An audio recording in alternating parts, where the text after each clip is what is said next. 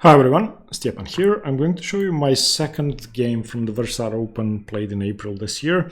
This was my first proper English against somebody who isn't much lower rated. And I was facing a Ukrainian opponent rated about 1900. She is pretty young, I don't know how young, maybe 13, 14, and pretty good, as was proven in round one, where I don't remember if she'd won or drawn the game against a much higher rated opponent, but in any case, she didn't lose. So I was preparing for something completely different. I was going to go with the English, but I was expecting her to play a setup with e5 and f5, because that's what she usually plays. And there have been a couple of games of her online. She did play e5, but after g3, she played knight f6, of course, making f5 impossible.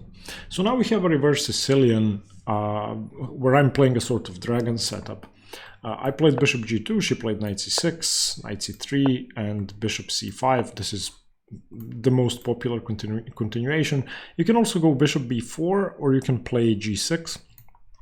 Those are the standard moves. Bishop c5 is aimed at putting pressure on f2, so you, as white, you play for e3, d4 if you can. I played e3, she played d6, and knight g2, standard development, and also supporting d4 without running into e4. And here she surprised me. I'm familiar with a6 in this position. I should say, or I should highlight, that I don't have any experience playing the English opening, so this was brand new for me. And I was familiar with this, so a6, castles, castles. a3, the bishop drops back, and then b4, and that's sort of as far as I knew this position at the time. But she surprised me with bishop g4, and I wasn't familiar with this move at all. This has been played in about 10 games. The funny thing is that you can punish it straight away, which I didn't even consider. I played a3 here, trying to play b4, and if a5, as was played in the game, I was going to go b3 followed by bishop b2 and just complete my development on the queen side. The correct move here was h3, and if the bishop goes to h5, black already has a very bad position, which is really funny. The reason the position is bad is that you can go g4, forcing bishop g6, followed by d4. And this really should not be taken. The engine, for example, says bishop b6. If it's taken, you still have to retreat the bishop. But in any case, after bishop b6, white now goes f4. And the threat's simply to play f5 and win the bishop, so either h6 or h5 has to be played. h5 should be the best move. Very strange. And now f5, bishop h7, and this is a huge advantage to white. The best way for white to continue is d5, chasing the knight away. And now the engine completely ignores this pawn and continues pawn e4 and gives white like a +2 advantage. But basically the point is this bishop is stuck behind all the pawns. Okay, and after h3, black should retreat the bishop to d7. That's the best way to play. But now, once again, white should have a very pleasant advantage after something like b3, bishop b2. It's not really clear why the bishop had moved twice, and h3 both prepares g4 and after that allows this knight to come into g3. So h3 is a very useful move. Okay, but I played a3. She played a5, preventing b4. I played b3, which is fine. Still, instead of b3, h3 was best. My opponent castled, and now I finally played h3. She played bishop to h5, and I didn't punish it. I could have punished it the same way you saw the engine would have punished it a few moves ago. On bishop h5 I castled, and I should have gone g4. And after bishop g6 I have a very big advantage. d4, once again bishop b6 and f4. In this case you don't really want to go h5 or h6. So the engine plays knight d7 here, and after f5 it says black should be worse but not losing because of this check. So basically this would have won a piece if she'd played like an engine, so king f1, and now e takes d4, e takes d4, rook e8, And this is an engine line, bishop c6, bc6, and king g2, and now you're just ready to take on g6. There's nothing there for black. And on f4, what else can you do? Knight d7 is the only thing that's about +1. Everything else is even more. So yeah, I didn't do that. I played castles. She played rook e8. I played bishop b2. And one key line here is what happens on e4. And in most English positions, you don't want to play d3 and then d4. And I wasn't afraid of e4 here because my knight's going to get the f4 square. So all I saw is if e4 is played, my bishop on b2, so I played bishop b2. My bishop on b2, if e4 is played, is a monster, and both my knights are going to be able to get into d5, and I'm going to get a tempo on the bishop. So I wasn't afraid of this. Still, playing d3 would have been okay. It turns out e4, which you did play, is the losing move. And if you'd like to pause the video and try to find a way to win the game, please do so. So the way to win this, which I didn't do, is to simply win the e4 pawn. And I have to confess that I was extremely nervous during this game. So if you've seen the previous game in the series, I drew a low-rated opponent in round 1. And when that happens in an open tournament, your tournament is sort of ruined already. And your confidence levels are, well, down, at least for me. I find it very hard to come back after a bad result during a tournament. I'm changing that and working on that. This was in April. Okay, so I was feeling very nervous, but at this point I felt pretty confident. And the variation I saw seemed to be, in my mind, completely winning for me. So at this point, I had calculated, let me see how many moves down, 7 moves down the line. And I'd missed a move that happens 11 moves down the line, because of which my idea is not winning, it's losing.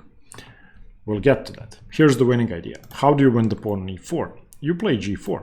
It's as simple as that. The bishop goes to g6, you go knight f4, you're going to take on g6 and win the pawn. And that's it. Take on g6, win the pawn. There's no way to save the pawn. Once I take the pawn on e4, my d-pawn just moves forward. The best engine line is knight e5, which doesn't really do anything to save the pawn. I can take on g6 or just push this knight back. So g5, for example, forces the knight back. Knight g6, hg6, and just knight e4. And I'm defending my pawn. I've taken the e4 pawn. I'm threatening d4. And basically black should resign. I mean, I don't see a way out of this. So it's a clean pawn with a massive, massive positional advantage. So now let's get into the bad line I chose to play. I played queen c2, which is fine. It's not winning like g4, but it's a fine idea, putting pressure here. I was expecting queen e7. And the reason I played queen c2 first is so that I could gain a tempo on the bishop and then on the queen. All of that is fine. g4 is still winning. Nothing has changed. But my move, since it's a part of the same setup, is winning as well. Bishop g6, so now if I'd continued with g4, we would have entered the same position, g4, g5, take the bishop, take the pawn, and once again, game over. Instead of that, I played knight cd5. And my idea was to play queen c3 once the knights are exchanged and put pressure on g7 with tempo. So I don't think there's an alternative to taking because I'm going to take on f6. So knight takes, queen d7 seems forced, I don't see another move. And now I played queen c3. Okay, and in my mind, this was really good. It's closer to equal than to being much better for white, but it's still fine. I'd lost my opportunity to win the pawn on e4 by doing this, but I still have an advantage. What comes later is problematic. Let me just point out that instead of queen c3, I could have played b4. This would have been a great idea. I didn't see this. at all.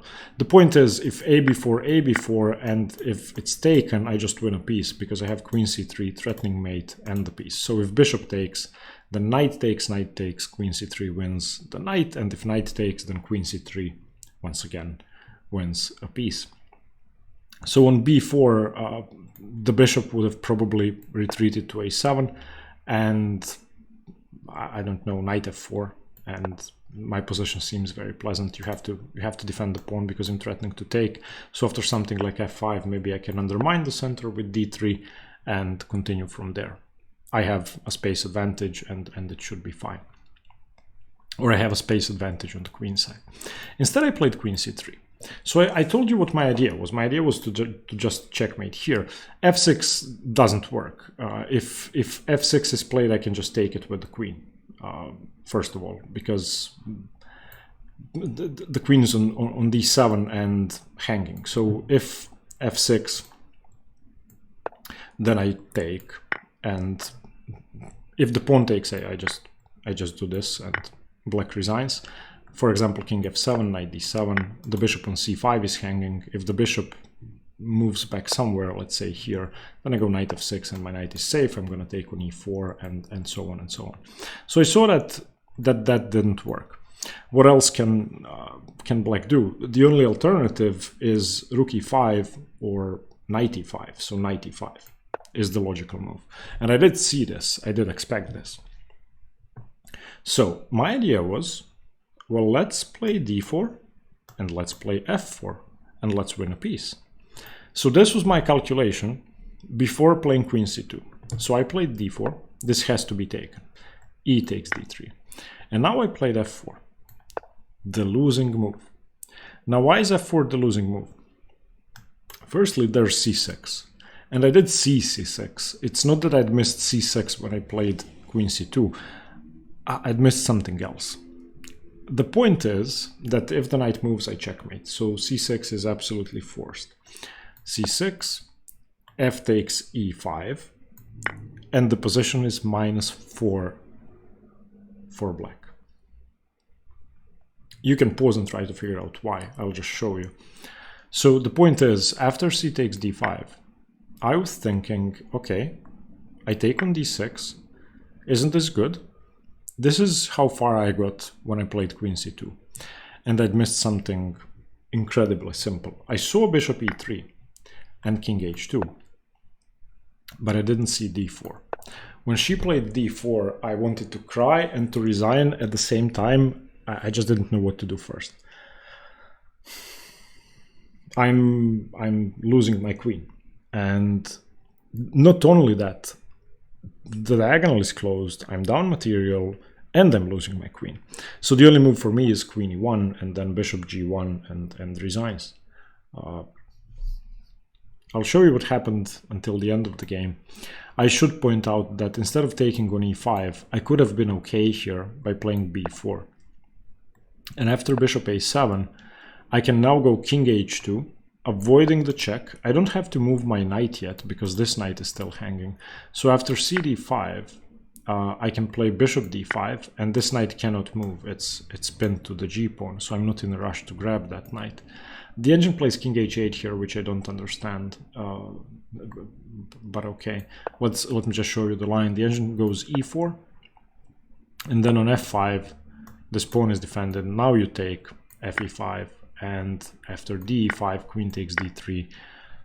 Black is slightly better. The engine says -0.7, but it's fine, and black has to play extremely precisely to keep that advantage.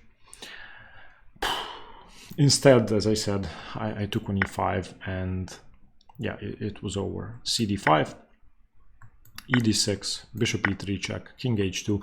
Things aren't much better if I go king h1 either because of d4, and on queen e1 there's simply bishop e4. It's just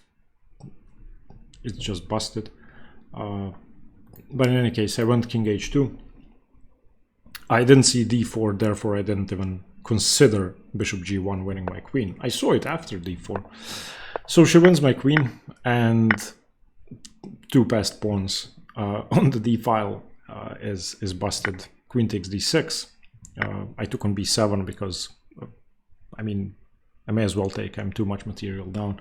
I tried to play for some tricks, but no tricks existed.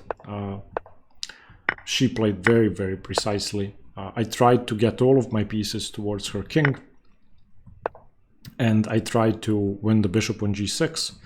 She played rook a2 check, I played king h1, she played rook e2, and now rook g5, threatening the bishop.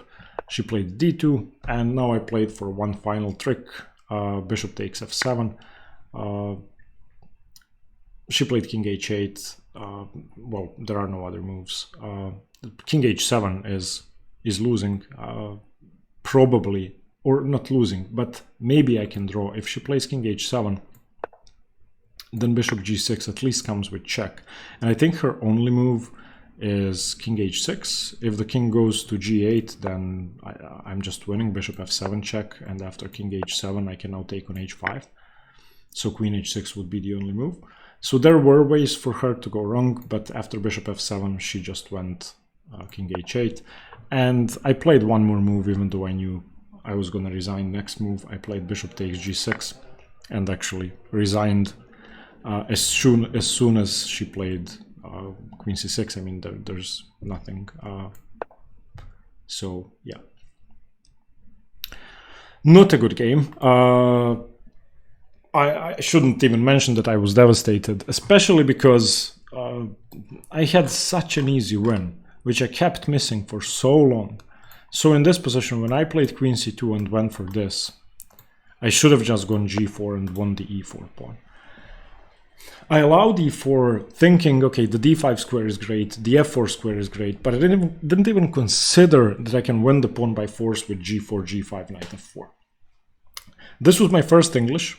I'm gonna keep playing it despite the bad result, because I got a winning position on like move 12. So you cannot really say that the opening had gone bad. I just played badly afterwards. Thank you for watching. Stay tuned for more chess. See you tomorrow. Bye.